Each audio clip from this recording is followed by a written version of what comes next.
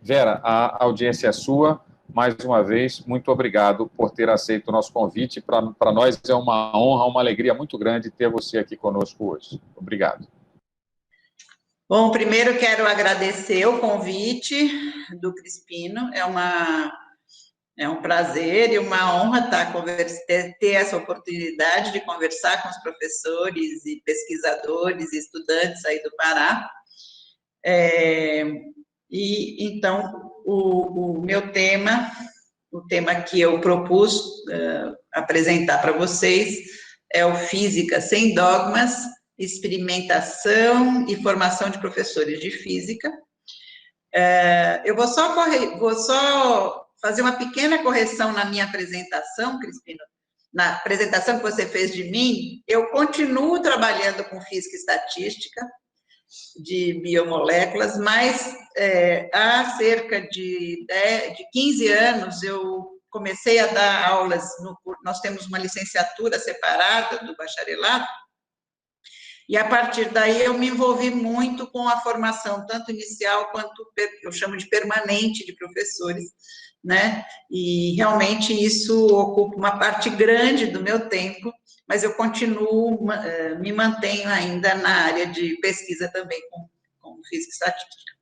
Bem, vou colocar então a minha apresentação. Então, é um grande prazer estar com vocês e eu gostaria de propor que vocês interrompam, se for o caso, para que a conversa flua, né?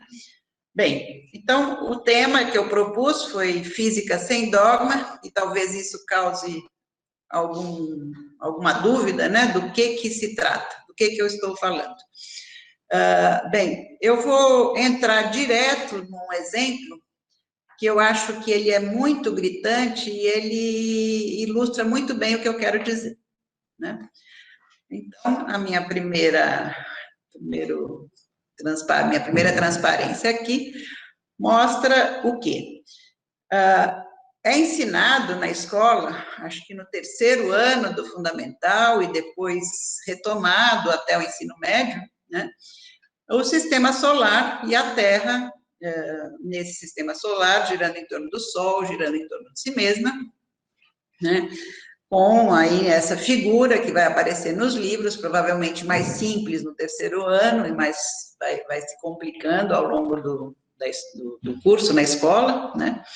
Mas, se a gente prestar atenção, é carregada de informações, né? Os paralelos especiais, os trópicos, os equinócios, a eclíptica, os solstícios, a inclinação, né? E o que acontece na grande maioria das vezes nas nossas escolas, nas escolas básicas, né? Eu vou fazer um parênteses aqui para dizer que o meu conhecimento é da Escola Paulista, né, do estado de São Paulo. Como o Crispino disse, eu trabalho com professores em formação e também professores que estão atuando na rede nesse programa, e há outros também, mas esse programa principal, vou falar um pouquinho sobre ele, Encontros para Escola. Então, na minha interação muito forte com esses professores, com projetos nas próprias escolas também, é esse o quadro, né? É apresentado isso no livro como um modelo, né, do que acontece no espaço, entre a Terra e o Sol, mas na maioria dos casos, as crianças não são levadas lá fora no pátio ou em algum espaço externo da escola para olhar a posição do Sol no céu em horários diferentes, mais alto, mais à direita da entrada, mais à esquerda, relacionar com os pontos cardeais, né? E perguntas, né, como essa: qual o caminho do Sol no céu em relação à escola, em relação à sua própria casa, onde o Sol nasce, onde morre, quais são os pontos, como é que a sua casa está localizada em relação ao leste, oeste, etc. Esse exemplo parece um pouco fora do que a gente chama da física do ensino médio, mas eu acho ele muito bom porque ele é muito gritante e a gente faz isso desde da criança, né? Desde o ensino bem básico. E por que isso é muito ruim, né? Porque se eu não sei relacionar o que eu observo com aquilo que eu aprendo, que está no livro, ou que o professor me disse, as duas coisas passam a não ter relação nenhuma para mim, né? Então, eu passo a acreditar naquilo, memorizo, porque eu estou na escola e a ciência diz que deve ser assim, né? Mas eu não relaciono, não pergunto, não faço perguntas, né? E isso tem 3 aspectos muito negativos. O primeiro deles é que é muito pouco divertido aprender coisas sobre as quais a gente não pode perguntar, né? E essa é a característica do dogma. O dogma é uma afirmação e eu acredito ou não, né? Então, o primeiro aspecto é que é pouco divertido. Não estimula o pensamento, não estimula a curiosidade, não estimula a capacidade de análise ou de crítica, né? O segundo aspecto muito negativo tem a ver com a atualidade que o Crispino mencionou, não é? Que é essa negação da ciência, né, que nós estamos vivendo no mundo inteiro, não é só no Brasil, e que, do meu ponto de vista, tem a ver com esse tipo de ensino, porque o que nós estamos fazendo na escola é ensinar não a forma de pensar que a ciência pensa, né? Mas são modelos que a ciência criou, ou ideias, né, conceitos memorizados, e, portanto, acreditar na Terra plana ou acreditar na Terra esférica são 2 dogmas diferentes apenas, porque eu não aprendi a relacionar alguma explicação, algum modelo com aquilo que eu observo, né? Nem a criticar. Então, esse é o segundo aspecto que é muito grave nesse momento. E eu vou até, eu gosto de contar alguns causos que eu acho que ilustram, né? Esses dias eu estava procurando, junto com os meus estudantes, um trabalho que nós fazemos, um clube de ciências, né? Nós mantemos alguns clubes de ciências em algumas escolas públicas, junto com os estudantes da graduação. E nós estávamos procurando um vídeo que mostrasse, que eu já tinha usado no passado, um navio se afastando do porto, né? E sumindo no horizonte, primeiro o casco, para depois sumir o mastro e tal. E, atualmente, esse vídeo você não encontra, ele só aparece nos sites dos terraplanistas. É impressionante o número de sites de terraplanistas, tanto brasileiros quanto de outros países, né? E que estão aí usando explicações quaisquer para um fenômeno que a gente observa e que tem a ver com isso, né? De eu observar um fenômeno, mas não saber a explicação que me derem para ele, eu aceito, venha de quem eu gosto ou não, né? Bem, e o terceiro ponto que eu, então, trago a atenção de vocês é que quando eu ensino a ciência como memorização, eu estou praticando uma péssima forma de ensinar, né? Não porque eu acredito nisso, mas ligado a investigações que vêm sendo feitas. Eu não sei, eu gostaria de trazer para vocês esse livro, eu não sei se vocês conhecem, né? O título dele é Como as Pessoas Aprendem, e eu acho ele muito interessante, porque ele foi escrito, o texto, por encomenda desses 3 conselhos norte-americanos, conselhos nacionais, mas que fizeram a seguinte pergunta, né, para o pessoal das ciências cognitivas. Bem, pesquisadores das ciências cognitivas, vocês vêm pesquisando e estabelecendo, né, com artigos, congressos, etc., como é que as pessoas aprendem, né? Tanto em ciências cognitivas, neurociências, psicologia, ensino da física, antropologia, filosofia, enfim. São várias áreas que discutem isso. Bem, se nós já temos tanta teoria a respeito de como as pessoas aprendem, vamos, então, usar essas teorias para organizar o ensino nas nossas escolas, né? E aí, esse texto foi escrito, eu acho que é de 2005, se não me engano, e o Senac traduziu ele para o português. E as pessoas que escreveram, então, esse texto, enunciaram, digamos, 3 princípios para o aprendizado, que eu considero bastante interessantes para nortear o nosso, para nos fazer pensar sobre o nosso ensino. O primeiro deles, acho que é bastante óbvio, bastante conhecido, que eu preciso levar em conta o conhecimento prévio dos estudantes, que eu não vou ensinar a equação de segundo grau para quem não sabe álgebra, né? Isso é mais ou menos óbvio. Então, o segundo princípio, eu considero ele muito importante para a gente pensar nosso ensino de física, que é esse, de que para que haja aprendizado, eu preciso construir com os estudantes, né, em qualquer nível que seja, um quadro interligado de fenômenos e conceitos. O que são os fenômenos? São as coisas que acontecem na natureza ou na tecnologia que a humanidade criou. Então, eu preciso conhecer os fenômenos, eu preciso saber o que acontece, né? E aí a gente pode discutir o que significa saber o que acontece, né? E aí eu vou também estudar conceitos que foram criados para interpretar o que acontece nesses fenômenos. Então, esse quadro interligado de fenômenos e conceitos é fundamental. E o que acontece no nosso ensino, de novo, falo de São Paulo, não sei, né, pode ser que vocês tenham uma realidade um pouquinho diferente, é que há um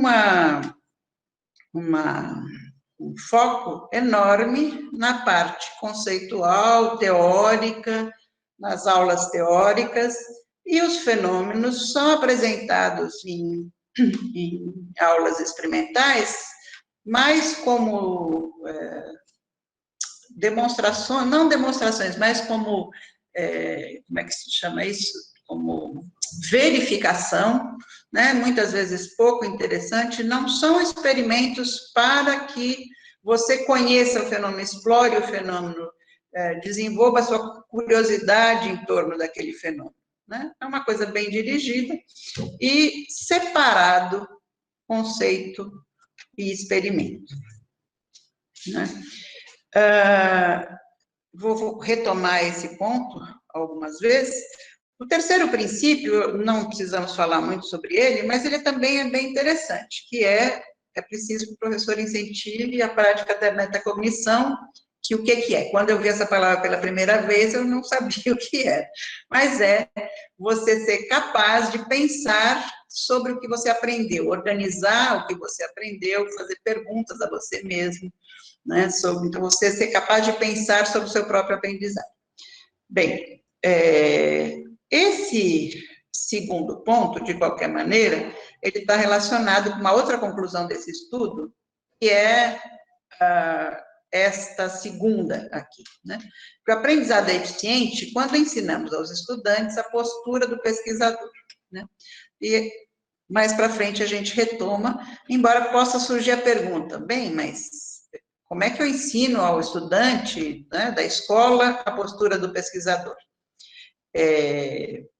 O pesquisador atua num outro ambiente, com equipamentos, com bibliotecas, computadores. Bem, o que nós estamos falando aqui é da postura de investigar, de reunir o conhecimento para pensar uma coisa nova, né? Isso vai talvez ficar claro ao longo do que eu vou falar mais para frente. E, claro que quando eu falo, enuncio o princípio de como as pessoas aprendem, eu preciso definir o que é aprender, né? Aprender não é tirar bons pontos na prova. Aprender é quando aprender alguma coisa é quando eu sou capaz de utilizar esse conhecimento em situação nova, né? Então, eu me pergunto que lâmpada é essa que eu tenho aqui, olho lá para fora e penso como é que a copa da árvore imensa se forma de que matéria, de que massa aquilo é formado, enfim, são perguntas que eu estou sentada à beira de um lago e vejo brilhos e penso na ótica daquela, na iluminação e no movimento da água, né? São pequenos exemplos para mostrar que sou capaz de pensar sobre física em situações que não são nem do livro, nem da prova, nem da... Né? Então, é essa a definição de aprendizado. Bom, então vou voltar, por exemplo, eu chamo de quase trivial, que são os movimentos da Terra e do Sol. Né? Então, essa figura a gente já viu, né?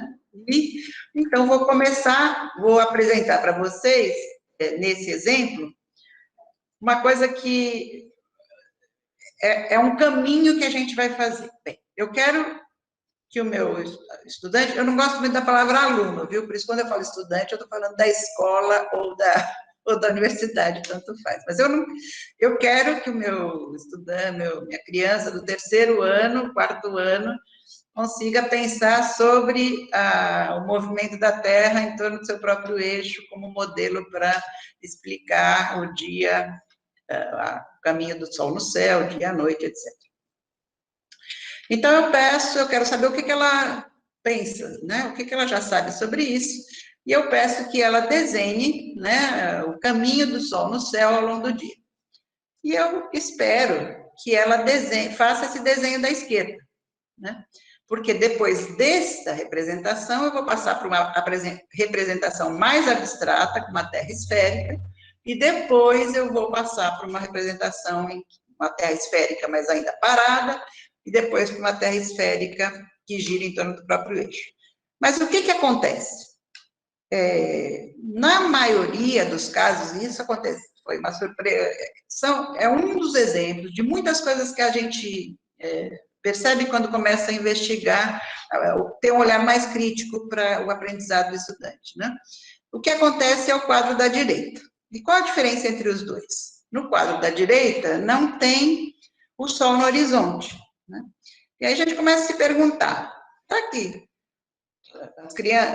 essa criança que está na minha sala de aula, ou esse jovem, ele já observou o Sol no horizonte? Bom, eu não sei como é que é no Pará, mas em São Paulo é muito provável que tenha os prédios e não tenha acontecido essa situação, porque o olhar da criança vai estar dirigido para o celular, para outra coisa, e não para o céu, nem para o Sol no horizonte, né? E se ele não tem conceito de horizonte, ele não vai conseguir sair dessa representação para uma representação da Terra esférica, que é o que eu preciso que aconteça para que ele depois entenda a Terra girando em torno do eixo, né? Bom, então, agora eu tenho uma proposta de conhecer os fenômenos para depois ir para junto e introduzindo os conceitos, né? Então, marcar a sombra do poste, marcar a sombra ao longo do semestre, enfim, essas perguntas que eu já tinha feito. Aí, para chegar, né, porque a pergunta é, como é que eu faço para relacionar o que ele observa com o modelo que eu quero apresentar? Então, se ele, para que ele chegue lá, eu quero que ele passe por este momento aqui, em que ele saiu de uma situação que é observável, para uma situação modelo, em que a Terra está ali, esférica. Eu vou pedir desculpa, gente, eu acabei fazendo esses desenhos meio às pressas, eu não achei os desenhos bons, e eles estão completamente fora de proporção, lógico, não vai dar para desenhar a proporção correta, mas podia estar um pouquinho melhor, né?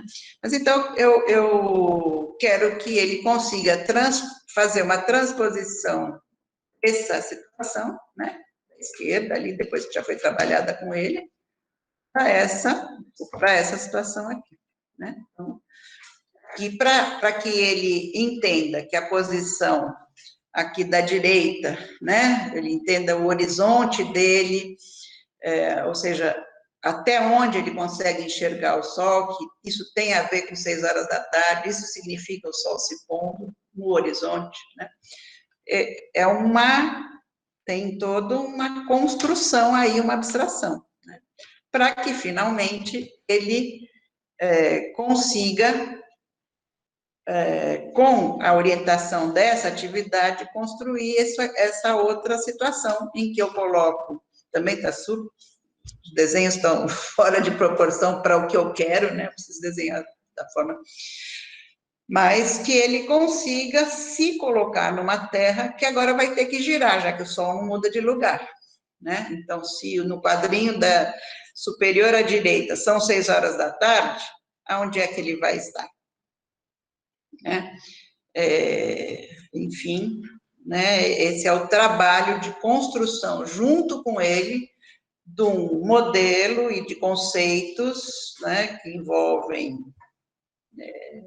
retas, envolvem círculos, envolvem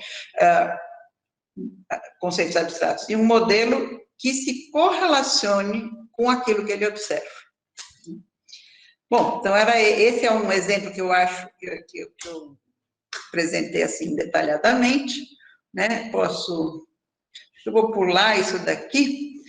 Posso falar de um exemplo mais ligado, né, à física, para ir mais, que envolve conceitos mais abstratos, embora eu pense que não é trivial fazer aquela transposição, né, no caso do modelo da Terra em rotação. O que geralmente acontece é que, e eu vou depois falar um pouquinho da formação, né, que eu prometi falar. O que geralmente acontece é apresentado, né, um desenhinho com um ímã, um condutor em forma circular, e aí se descreve o fenômeno, talvez se escreva uma equação, e se afirma, então, que é isto que é utilizado para gerar energia elétrica numa usina, sem que necessariamente, eu acho que na maioria das vezes isso não é feito, se pergunte, mas aonde que está esse ímã em movimento ali, qual é o movimento, quem é que está em movimento, é o condutor, é o ímã, enfim, né?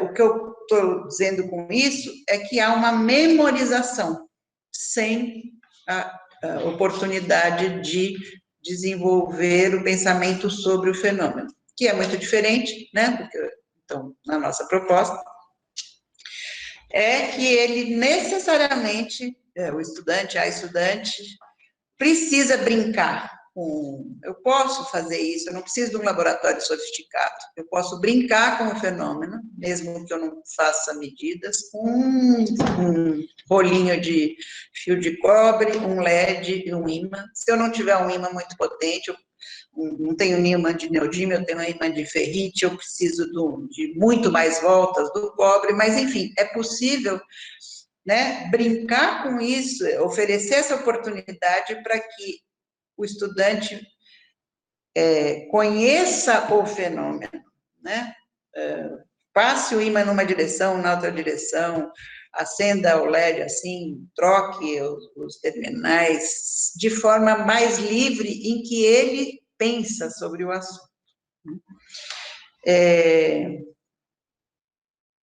Então, aqui pus algumas perguntas que a gente, com o programa de física, muitas vezes passa por cima, né? Então, já derrubou um ímã numa bobina de fio de cobre enrolado no rolo de papelão, já acendeu um LED brincando com o ímã, já explorou mudar a direção do movimento do ímã, que são as perguntas que eu tinha mencionado, né? E pensando na escola, né? O que eu estou colocando aqui são sempre pequenos exemplos, né? Há muitas outras possibilidades. Mas o que os estudantes sabem sobre a origem da iluminação das suas casas? Né? Já se perguntou sobre isso, sabe sobre corrente elétrica, ímãs, onde estão as hidrelétricas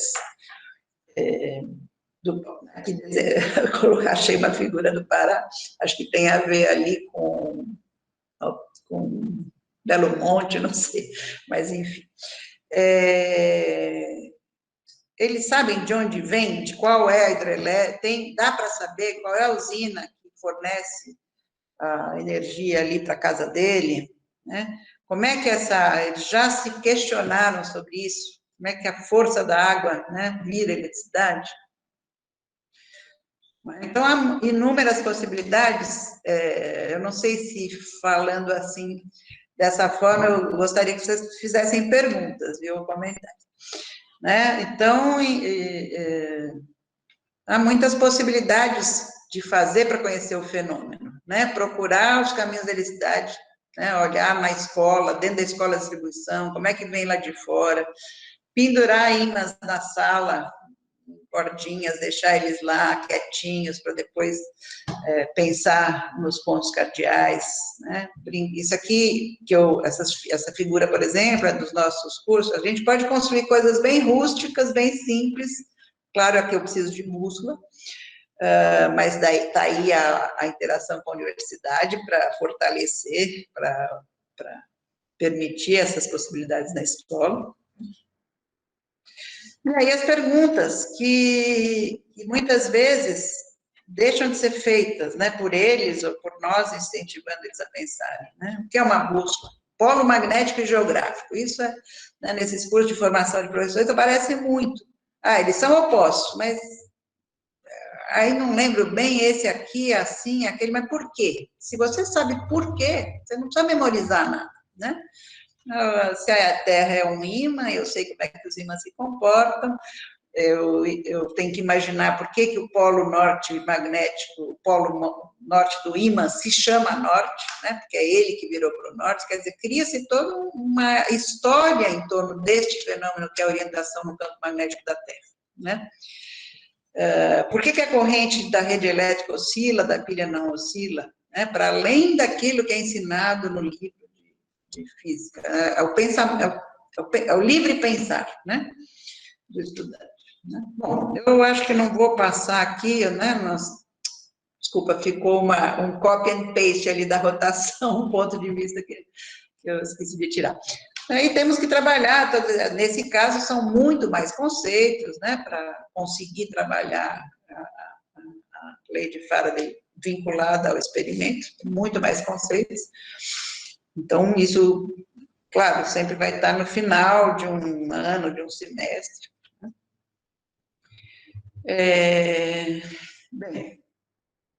Bem, então, como é que... Então, eu estava, né, o Crispino mencionou, eu venho trabalhando com projetos de interação entre universidade e escola. Porque eu penso que isso deveria até ser, uma possibilidade muito concreta, né? E faz todo sentido, porque a universidade forma os professores. Então, a universidade tem conhecimento teórico, no sentido do conhecimento específico das áreas, física, no caso, tem o conhecimento da teoria de educação, a parte pedagógica, mas a universidade, em geral, também, continuo me referindo à situação de São Paulo, mas acredito que não seja tão diferente aí, a universidade não conhece a escola, o jovem, o trabalho de ensino num coletivo, numa sala de aula, numa escola, o jovem atual, com suas preocupações, né?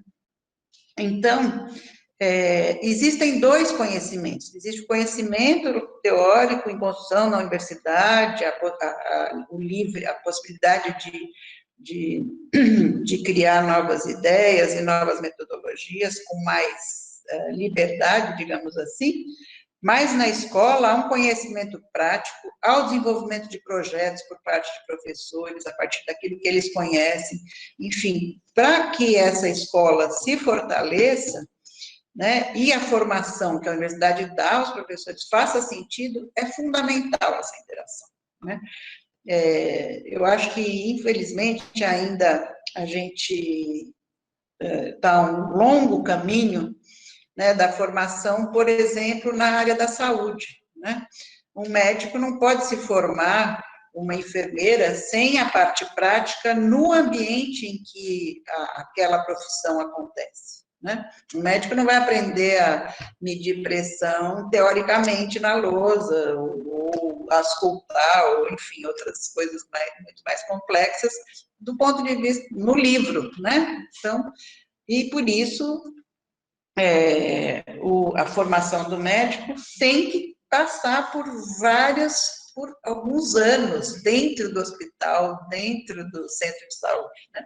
E nós, em relação à formação de professores, né, também gostaria até de ouvir de vocês se tem alguma experiência diferente aí em Belém, aí no Pará. A formação de professores, ela não inclui projetos em que os licenciandos passam uma boa parte do seu tempo na escola para aprender essa parte prática, né? Bom, então, esse Encontros Pscola começou em 2011, foi a possibilidade, o Encontros Pscola, ele não é só de física, tá? Ele é um encontro em que as formações são tem cursos em todas as áreas de conhecimento, debates, oficinas, tem muita coisa. E ele começou em 2011, então, como eu disse, foi possível porque houve um projeto do MEC justamente para fortalecer a colaboração entre universidades e escolas, e houve, acho que aí mais de 100 projetos no Brasil inteiro, e eu acredito que isso, no nosso caso, foi o que permitiu nós começarmos este projeto, que nos primeiros anos tinha ali 3, 4 cursos, 60, 50, 60, 100 professores, hoje a gente faz encontros com quase 30 cursos, 600, 700 professores. O que está apresentado aqui é o primeiro webinário que vai ser semana que vem, né?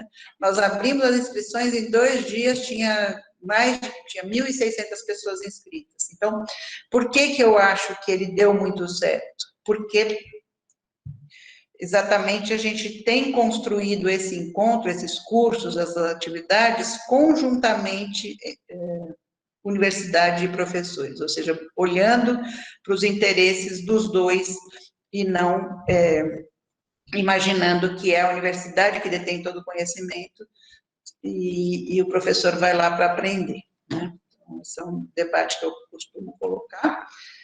Voltando aqui para a questão da formação e da escola real, né? A escola brasileira não tem laboratório, a porcentagem de...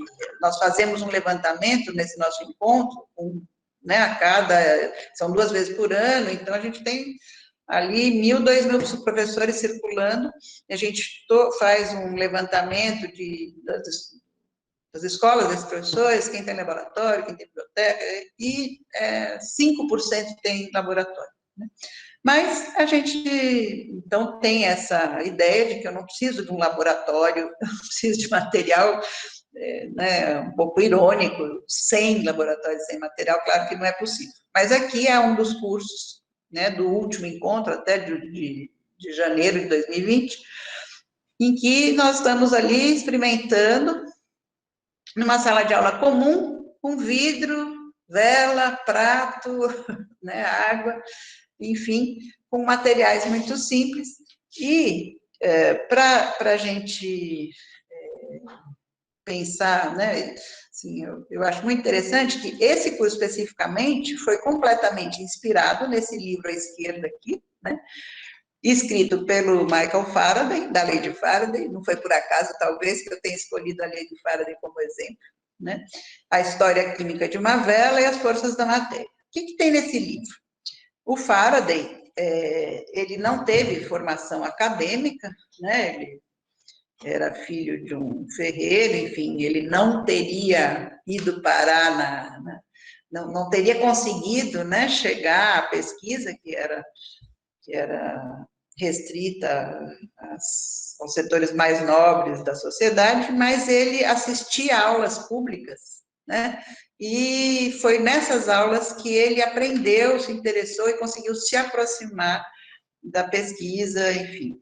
E quando, né, depois ele tornou-se pesquisador, produziu coisas muito importantes, mas ele fazia questão de oferecer essas palestras de Natal para os jovens. E esse livro, então,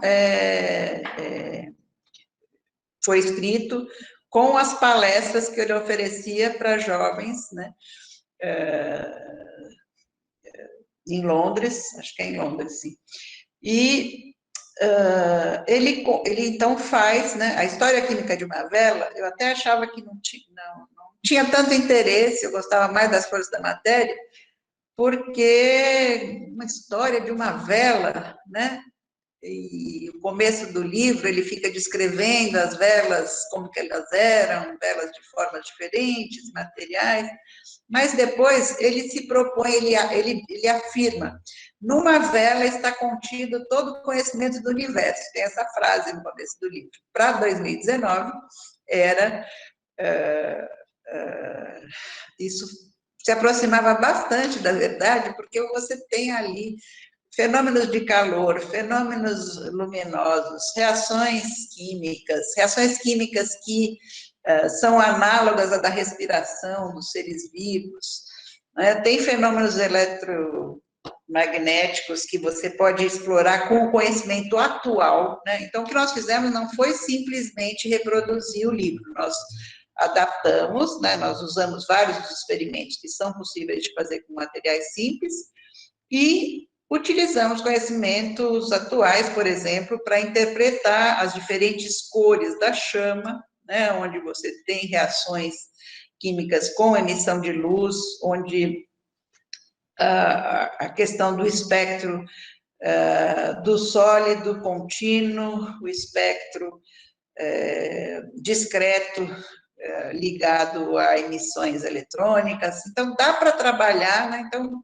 veja, acabei me entusiasmando aqui falando mais do curso, mas o que eu quero dizer é que é possível fazer experimentos com materiais simples fora de um laboratório, né? E um ponto muito importante também, eu não consegui achar uma outra figura que tivesse a lousa, que eu não estivesse presente, então a lousa está ali atrás de mim, mas eu queria chamar a atenção para isso. Então, o que a gente está vendo aqui?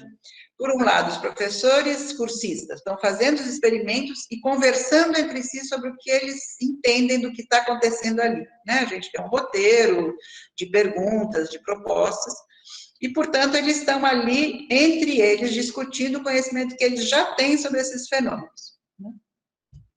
Nós, professores, esse curso eu venho em conjunto com duas professoras de escola pública que vêm trabalhando comigo já há algum tempo, né? Introduzimos alguns conceitos e relações que os professores não trouxeram, e isso vai para a lousa, no sentido de que os grupos vão e apresentam, né, o que pensaram, conceitos, fórmulas, equações, depende um pouco do assunto, a gente pode aprofundar mais ou menos, e nesse momento nós estamos debatendo, né, um grupo pode apresentar uma coisa um pouco diferente do outro, então a gente discute o que está acontecendo, e dessa forma estamos também trabalhando aqui a metacognição, ou seja, o que eu entendo sobre, e o que eu ainda não entendi, e o que eu preciso avançar. Bom, eu não fiz nenhum controle do tempo, não sei quanto tempo passou, Cristina, se você quiser me avisar. Fique à vontade, Vera. Assim, nós estamos com 45 minutos de seminário, fique à vontade. Tá, eu estou encerrando, só queria então comentar, né, que esse desafio é imenso para todos nós, tanto da universidade quanto da escola, mas hoje eu acho assim, existe essa possibilidade de interação, o Crispino comentou, inclusive, sobre isso, né, de fortalecer essa interação entre a universidade e a escola. O desafio é imenso porque nós mesmos não fomos formados desta forma, não existem materiais, então é uma questão de repensar os materiais que a gente tem, de conversar, de construir junto, né, para transformar esse ensino de ciências e de física em alguma coisa que seja, de fato, desafiante, apaixonante para as crianças e jovens, né? Que ensinem eles a pensarem, ou para aqueles que não necessariamente vão se engajar com a ciência, mas aprendam a pensar, né? Essa capacidade de crítica que a gente está vendo inexistente quando movimentos anticientíficos como esse que está havendo agora tem tantos adeptos, né? Bom, é isso, eu agradeço muito a oportunidade, gostaria de ouvir vocês um pouco também, e convido vocês a visitarem a página e a se inscreverem no nosso webinário. Tem várias oficinas lá de física, viu? É isso, então. Nesse momento, eu gostaria que todos ligassem os seus microfones para que nós, então, dessemos uma salva de palmas para a professora Vera.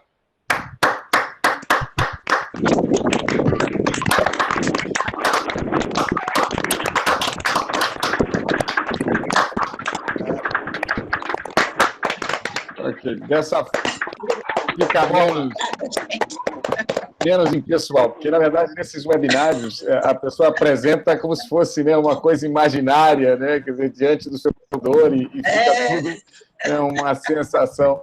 Mas saiba que você está falando aí para dezenas de pessoas, não é? E que realmente aproveitaram bastante, falo por mim, e tenho certeza que falo por todos também. Então, eu agora gostaria de abrir para perguntas. As inscrições podem ser feitas pelo chat, mas como eu não avisei previamente, né? Então, eu gostaria de falar, professor. Pois não, Wellington, diga lá. Eu devo deixar a imagem estática ou posso abrir a imagem? Depende, se isso piorar muito a transmissão, tente liberar, mas o importante é a sua voz, diga lá para a gente. Ok. Eu gostaria também de agradecer à professora que se dispôs, porque disposição é algo dinâmico, vamos usar esse trocadilho assim, né? Então, professora, é o seguinte, eu quero ser bem sucinto, eu sou aqui de Ananindeua, município colado a Belém, do Pará. Eu sou formado em matemática pela Universidade da Amazônia, UNAMA, e sou formado em física pela UFPA, né, no curso PAFOR. Então, professora, eu gostaria de perguntar o seguinte. São duas perguntas em uma. Em primeiro lugar, a preocupação de cada dia mais nós perdermos espaço para essa nova abordagem, né? Essa nova educação, que para mim não tem nada de novo nos currículos em relação ao MEC. Começo já fazendo uma crítica ao MEC em relação a isso aí. Em segundo lugar, eu vejo que o Enem, ele trouxe coisas positivas, que eu não vou citar agora aqui, mas trouxe também muita coisa negativa, porque assim como em matemática, por exemplo, eu tenho um campo muito restrito de uso de números complexos, por exemplo, eu posso falar das duas, porque já falei que eu fiz as duas. Então, eu tenho alunos que não gostam de matemática, assim como não gostam de física, em especial por conta da imensa carga horária, que nós, a quantidade imensa de conteúdo, porque quando o aluno chega no ensino médio, na verdade, vamos ser bem sinceros, o professor que está aqui na base do ensino médio, ele vai ter que correr, muitas vezes, com o seu programa, porque senão, quando o aluno chega lá no terceiro ano, ele simplesmente não viu A, não viu B, não viu C. E isso, de certa forma, vai cair na prova do Enem. Então, de certa forma, nós ficamos amarrados a uma questão conteudista do Enem e, por outro lado, querem tirar cada vez mais carga horária da disciplina de física. Então, eu gostaria que a senhora abordasse isso da sua maneira de ver e da parte da universidade em relação ao currículo de física, que eu acho também que poderia ser enxugado de várias formas. Obrigado. Obrigada, Wellington, pela pergunta. Bem, em relação ao conteúdo, né, primeiro, a questão de quantidade de conteúdo, eu concordo totalmente com você que não faz nenhum sentido, né, você ter um conteúdo imenso que não cabe no tempo e no espaço, né? Por outro lado, esse esse trabalho ao qual eu me referencio, né, do estudo de como as pessoas aprendem, ele também foca muito na seguinte questão. Ao invés de um conteúdo enorme, o que é importante é explorar as questões centrais e de forma que o estudante experimente e participe disso, né?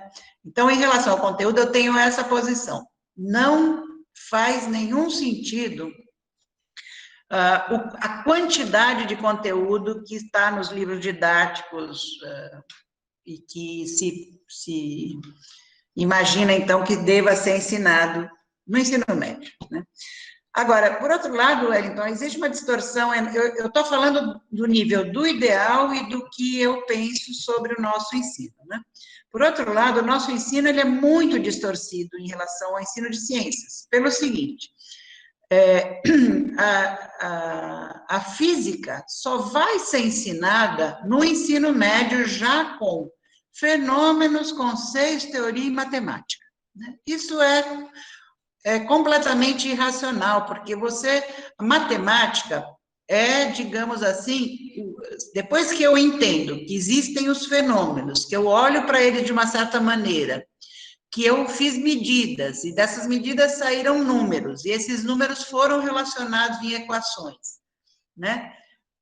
Quer dizer, as equações são o final, digamos assim, é o final da construção da teoria, né? Não tem como construir relações matemáticas se eu nem ao menos conheço o fenômeno, né? Isso contrasta, por exemplo, com a situação de ensino de ciências público na Inglaterra, onde as crianças de 4, 5 anos têm professores de ciências, que fazem o quê? Vai observar, vai ver uma coisa cair, vai jogar água, vai mexer com vela, né? E nós queremos fazer tudo isso no ensino médio. Então, isso cria uma tensão horrorosa em que tudo tem que ser ensinado junto, né? Então, sobrecarrega demais. Tem o ponto, então, crianças não aprendem a observar e a começar a ter nomes para as coisas, nomes científicos, né? Porque a gente tem uma linguagem própria, a ciência tem uma língua que é diferente da língua comum, né? Então, a criança aprende inglês, mas não aprende cientifiquez, né? Palavras que ele poderia aprender também desde menorzinha. O ensino de ciências, no fundamental, é feito por professores que não tiveram formação ampla nas ciências, né? Ou é formação em biologia. Hoje está mudando um pouquinho, mas acho que ainda é muito pouco, né? Ou em biologia, ou em química, ou em física.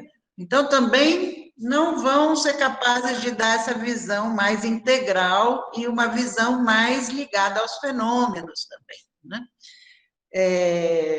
Então, esse é um lado da coisa. O outro lado é que o que está sendo feito no MEC é uma tristeza, né? Porque eu acho que fazer uma integração das ciências é uma proposta interessante, mas depois, com a lei do ensino médio, a Base Nacional Comum para o ensino médio perdeu até o sentido, porque a lei do ensino médio diz que você vai ter pouquíssima, tem escola que não precisa ter aula de física no segundo, terceiro ano, né?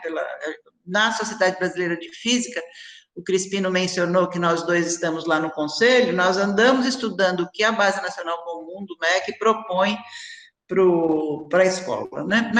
Mas, na verdade, a gente está vivendo um momento de crise tão grande que o que vai ficar valendo mesmo não é possível saber.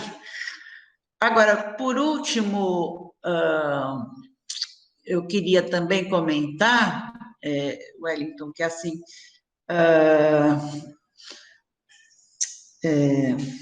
você mencionou o Enem, né? O Enem, eu acho que assim, a questão de Enem e de vestibular, ela sempre persegue, né, o ensino das disciplinas, né, porque acabo tendo que me orientar como professor pelo aquilo que o vestibular ou o Enem vai exigir. né?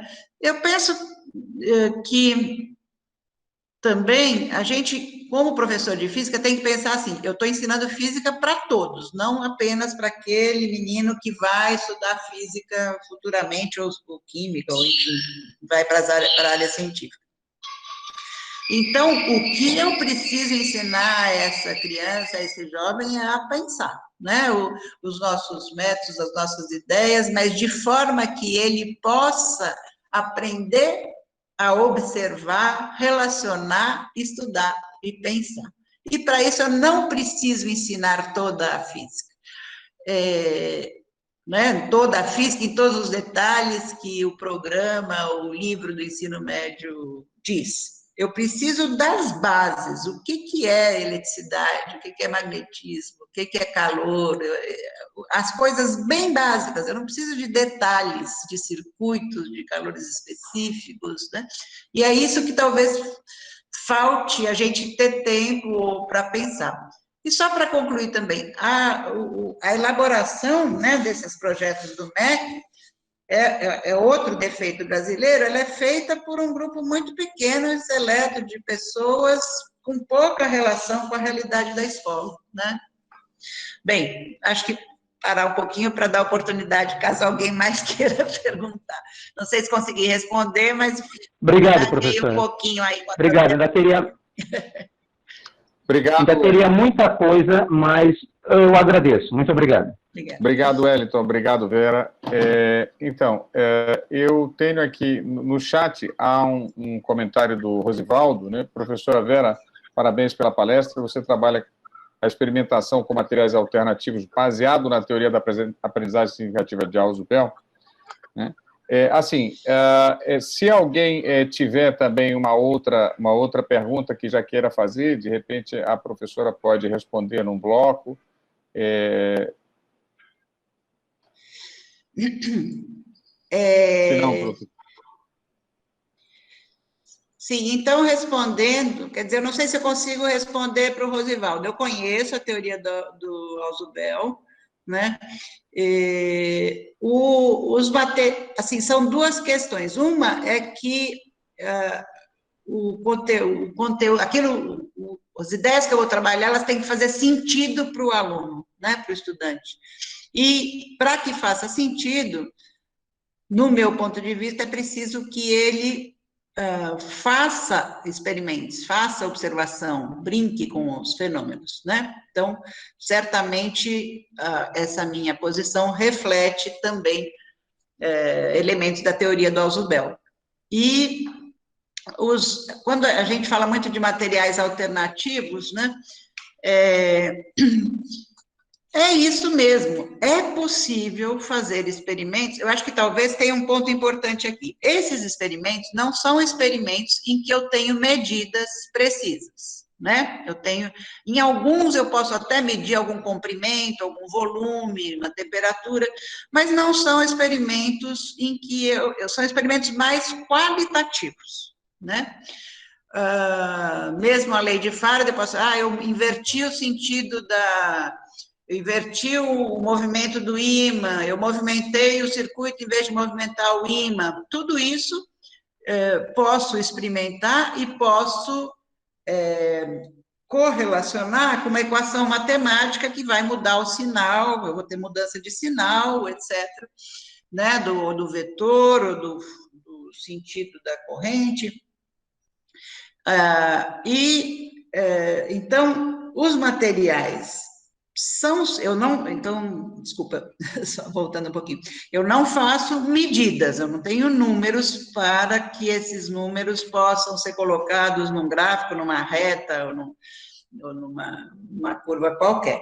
Mas eles permitem investigar o fenômeno, relações, né, qualitativas entre uma temperatura e um movimento do calor, a iluminação, enfim, a possibilidade de investigar várias relações quantitativas que estão presentes nas relações matemáticas, né? Então, a diferença entre o material alternativo e o material de laboratório, eu acho que é basicamente essa, né? O de laboratório vai permitir um osciloscópio, um voltímetro, vai permitir você fazer medidas. Mas, por outro lado, muitas vezes, o equipamento de laboratório, ele é tão sofisticado que ele esconde o fenômeno principal, né? Então, você usa o voltímetro sem perguntar como é que ele funciona lá dentro, né? Você usa, por exemplo, um espectroscópio para olhar a lâmpada de mercúrio, né, ou de sódio que a gente tem, né, na escola, na casa, eu posso fazer com material simples, né? Eu não vou conseguir um espectro belíssimo, mas eu posso, mas existe essa possibilidade. Então, para explorar os fenômenos, eu não preciso de equipamentos muito complexos. Não sei se respondi a pergunta. Então, Vera, obrigado, Rosvaldo. Aqui tem um comentário da Elis da Silva Mendes, que diz: muito interessante o tema, tratar o ensino de forma dinâmica, dentro das possibilidades que apresentam as estruturas de muitas escolas, é um desafio, porém gratificante. Muito gratificante. Parabéns, professora. A Isabela Dias fala que esse modelo de aula tem conseguido fazer com que os estudantes sintam que aprendem um pouco dos conceitos. Como se dá a avaliação? Sim, a avaliação, ela se dá, né, nesse tipo de ensino. Primeiro, ela é contínua, né? A cada dia, a cada semana, ele tem coisas para fazer, ele discute na sala de aula, ele produz pequenos textos, desenhos, ou a própria lousa. Então, a avaliação é contínua, e um ponto talvez bem importante de uma avaliação, digamos, num final de bimestre, né, ele é pedido a ele que resolva um problema que tem aspectos mais globais, né? Porque a gente está muito acostumado com probleminhas que perguntam, põe uma determinada situação e pede para ele obter determinado resultado. Deixa eu ver se eu consigo pensar aqui um caso concreto, né? Então, eu faço um exemplo, bom, vou talvez não pensar um exemplo de universidade, pensar um exemplo de escola, deixa eu pensar aqui rapidamente. Eu posso pegar um problema que tem conservação de energia, mas tem também, eu posso explorar ele do ponto de vista de conservação de energia, do ponto de vista de leis de Newton, do ponto de vista da cinemática. Então, eu vou pedir para o meu estudante uma situação em que ele consiga mostrar que ele compreende essas várias formas de olhar para a mesma coisa, ao invés de fazer picadinho, perguntinhas aqui e ali, né? Então, se ele aprendeu a pensar, né, a conseguir olhar para um problema e olhar para ele de várias formas, ele vai conseguir fazer isso, né? Então, e um outro ponto também, Isabela, isso é uma coisa que na verdade, eu pratico isso há muitos anos no próprio ensino de graduação também, né? E aí, agora, com esses trabalho nas escolas, estendendo para lá, é que o estudante sempre explique o que ele faz. E explique, não só em palavras, como em desenhos. O desenho é extremamente revelador do que o estudante pensa. Às vezes, ele usa uma frase que é uma frase que ele memorizou de algum texto, de alguma coisa que o professor falou, mas na hora que ele faz o desenho, pronto, o desenho mostra o que ele pensou, né? Então, sim, a gente tem avaliação muito positiva, assim, desse tipo de trabalho, né? Ele é muito difícil, a gente tem que estar sempre revendo, tem que estar sempre discutindo, então é difícil fazer isoladamente, né? Por isso que eu acho que o trabalho, desses aspectos de encontros psicólogos, os professores gostam muito, que ali eles se encontram e conseguem conversar entre eles, tanto é que a gente passou a se reunir mensalmente, não é só em julho e janeiro, não. bom, não sei, são muitas coisas. Eu falaria horas sobre isso, porque esse assunto obrigado. Obrigado, Vera. Obrigado, Isabela. O professor Zé Luiz, que é um colega que eu mencionei aqui, inclusive antes da gravação, é um colega professor da universidade com bastante experiência, disse que precisa sair, mas deixou os parabéns a você, professora, e que seria muito bom que você pudesse ministrar uma das suas oficinas aqui para os nossos alunos, e é claro, eu concordo com ele. Então, se a gente tiver a oportunidade, certamente faremos isso com grande alegria. Montar agora, um mini curso aí. Ótimo. Então, temos aqui o João Fagner, que escreveu: professora, de que forma podemos trabalhar para tornar mais significativo a alunos que cursam o ensino médio no período noturno, que, em geral, são pessoas que trabalham durante o dia, chegam à escola já bastante cansados e trazem muita dificuldade com a linguagem matemática e até mesmo com a leitura e escrita. Quer dizer, como trabalhar com esses alunos? Sim. Deixa eu só fazer uma pergunta. Esses estudantes do período noturno, eles geralmente são mais velhos ou não? Ou é a mesma faixa etária do diurno? Então, João, você pode ligar seu microfone e falar, João Fagner, ou então você pode escrever aqui no chat. Se não, eu acho que você poderia assumir ambas as coisas. Independente disso... bem, uma coisa que... assim, a gente tem que trabalhar a partir da realidade. Então, professora, só complementando, ele escreveu aqui, a maioria com idade acima de 30 anos. Então, é isso, Amanda. Então, João, essas pessoas, elas já têm experiência de trabalho, né? Muitas vezes, elas têm alguns conhecimentos práticos que a gente não costuma engajar na nossa sala de aula, né? Então, bem, o que eu ia começar dizendo é que a gente tem que sempre trabalhar a partir da realidade, né? Não adianta eu idealizar o que eu vou ensinar se eu não... Então, eu tenho que dosar o que eu vou fazer. Se eles não têm conhecimento matemático, se eu consigo trabalhar com o pequeno grupo que tem, eu avanço mais, mas não faz sentido eu introduzir matemática quando a pessoa não tem esse conhecimento, né? Então, eu acho que trabalhar os fenômenos, a observação, porque geralmente quem é profissional tem uma maturidade maior, né, e conhece algumas coisas, né? Então, engajar o conhecimento que eles têm, trazer sempre a observação dos fenômenos e engajar o pensamento deles, né? Então, porque acho que foi colocada, né, o Wellington tinha falado essa questão do tempo, eu acho que a opção é sempre mais pela qualidade, trazendo um tema que vai ser explorado do ponto de vista da observação, do que eles pensam sobre aquilo, trazendo a linguagem, trazendo a proposta dos modelos científicos, das teorias científicas, mas de forma que eles consigam pensar, desenhar com aquilo.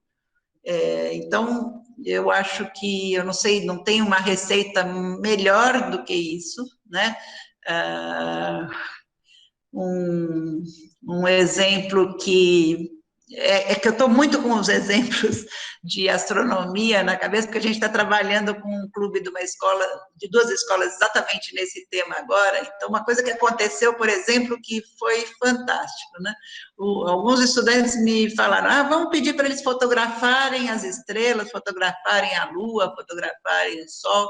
Eu falei, gente, não dá para, em São Paulo, não tem mar, não tem aparelho fotográfico, eles não vão conseguir. Gente, esses meninos e meninas produziram fotos belíssimas do céu de São Paulo, de estrelas, de lua. Então, acho que na hora em que você, né, se tem um encanador na sala, se tem um eletricista, se tem, não sei, agora teria que, né, explorar, saber quem são esses seus estudantes, né? Dá para trazer algum conhecimento deles junto com a física, né? Enfim, João, divagações, tudo é muito... A gente tem que ir tentando, essa que é a receita. Obrigado, Vera, obrigado, João. Eu acho assim, professora, com certeza nós poderíamos, como você mesmo eu queria perguntar, posso falar, Cristina? Pode. Já tem muita gente inscrita. Não, então, vamos abrir uma exceção. Vai lá. É curioso porque, por exemplo, eu não sou professora do ensino médio, professora da universidade, mas procuro bastante dar aula dos cursos iniciais, físicas básicas da universidade, né? E a desculpa é que tem um rapazinho aqui do meu lado de 5 anos. E um dos motivos que eu tento dar esses cursos básicos que é porque eu brinco que eu gosto de ensinar os alunos a pensarem.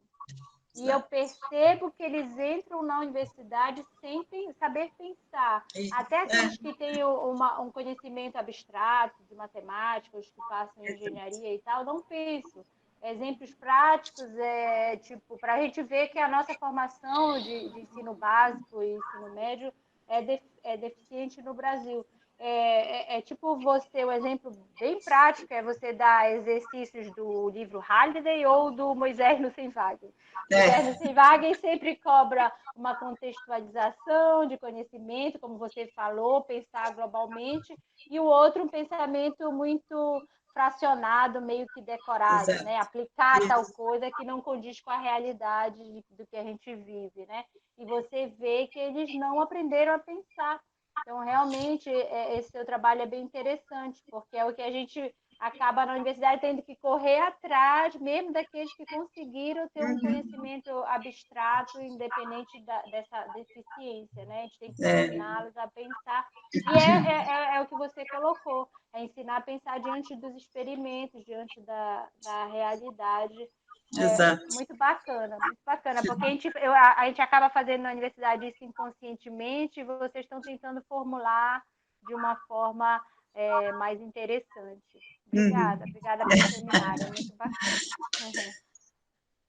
Eu acho que vocês que têm filhos pequenos vão perceber isso. Às vezes vem perguntar alguma coisa, está lá, tem que fazer uma lição da escola, e aí você começa a conversar, tentar fazer a criança pensar, fala assim, não, a professora não quer assim. Então, na verdade, a escola acaba, em vez de ensinar a pensar, ensina a não pensar, né? Então, hoje a pergunta que meu filho de 5 anos falou é que ele está muito interessado de quando a internet funciona ou não, para o joguinho funcionar ou não, é de onde veio essa onda eletromagnética. Uma coisa de 5 anos! E se você não tiver uma professora que explique, a criança vai perder a curiosidade, ela vai desistir de perguntar, vai desistir de aprender a aprender, né? Então, dá sorte quando tem professor físico em casa, mas não é a realidade. Deveria ter na escola alguém que dissesse para ele a resposta, né? Ângela, eu vou aproveitar e explorar o Crispino aqui, a boa vontade dele. Eu sempre conto para os meus estudantes da licenciatura e outros, né? Que eu tenho 3 filhos, e a minha filha caçula, de 6 anos, com a qual eu não conversava física, um dia jantando comigo, me perguntou, mãe, o ar não cai? Não, o ar não pesa? Por que ele não cai? Então, hoje ela é artista, bailarina, não tem nada a ver com física. As crianças pensam, os jovens pensam, a gente não pode matar esse pensamento. Com certeza, é por aí mesmo. É isso aí, obrigado, Ângela, obrigado, Vera. Tem mais um comentário aqui, professora, que eu acho que foge um pouco, mas por isso mesmo acho que vou colocar para você, e aí com isso a gente encerraria as perguntas, até porque a hora já está avançada. Boa noite, professora Vera, parabéns pela sua fala. O que a senhora pensa de encontros regionais ou mesmo encontro nacional de professores e pesquisadores da área de ciências para trocar informações de experiências desenvolvidas em sala de aula? Acho extremamente necessário, né? Extremamente necessário. Inclusive, eu vou comentar, a partir do Encontros Pscola, nós criamos uma associação profissional de professores de escola pública, mas não é que é fechado para os outros professores, com esse objetivo de produzir encontros regionais de formação, de troca de experiência. Nós temos um seminário todo mês de julho, esse não vai haver por causa do plenário de professor de escola pública, em que os professores vão para mostrar trabalhos que estão sendo feitos, suas propostas, discutir, enfim. Falta muito, eu não me lembro o nome da pessoa que fez esse comentário, essa pergunta, mas falta espaço... Evaldo, falta espaço para professores da escola trocarem ideias entre si e também com pesquisadores ou pessoas da universidade que tenham interesse, né? Então, eu acho que essa é uma ideia que certamente é importante, né? Eu acho que criar esses espaços, porque, por exemplo, a sociedade, nós temos o SNEF, que é o Simpósio Nacional de Ensino de Física, mas ele acaba sendo um espaço muito mais para os pesquisadores do que propriamente para os professores se expressarem e trocarem ideias, me parece, né? Eu acho que a gente precisa avançar nessa direção, de criar espaços onde o professor que está na escola também mostre os seus trabalhos, troque ideias entre si e com quem está na universidade. Então, Vera, muito obrigado. Obrigado, Evaldo, por sua pergunta. Me dá a oportunidade de agradecer. Tá. Com certeza. Bom, então, assim, se você quiser dar suas últimas palavras, não sei se você está me escutando, se você quiser, então, pronunciar suas últimas palavras aí para a sua plateia, depois disso, acho que a gente caminha para o encerramento. Fique à vontade. Eu quero só agradecer muito essa oportunidade e também me colocar à disposição para futuros momentos aí de encontro, de conversa, de oficinas, minicursos, o que seja. O meu sonho é espalhar, contribuir para fortalecer essa interação universidade-escola, onde for, no Brasil, de preferência todo. Ótimo, professora. Muito obrigado. Então, assim, eu pediria, antes da gente ligar os microfones para uma salva de palmas final para a professora, à medida que as pessoas fossem saindo, se quisessem deixar registrado no site o seu nome e o local de onde vocês estão assistindo, só para a gente ter uma ideia dessa distribuição, a cidade, o estado, tá certo? Então, antes de sair, deixem registrado no site, que depois eu informo também para a professora. Então, eu peço que todos liguem seus microfones e que nós demos mais uma vez uma salva de palmas à professora. Tá certo? Muito obrigado, então, Vera, mais uma vez.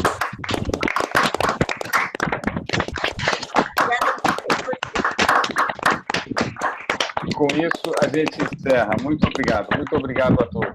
Tenham todos uma boa noite. Obrigado. Boa noite.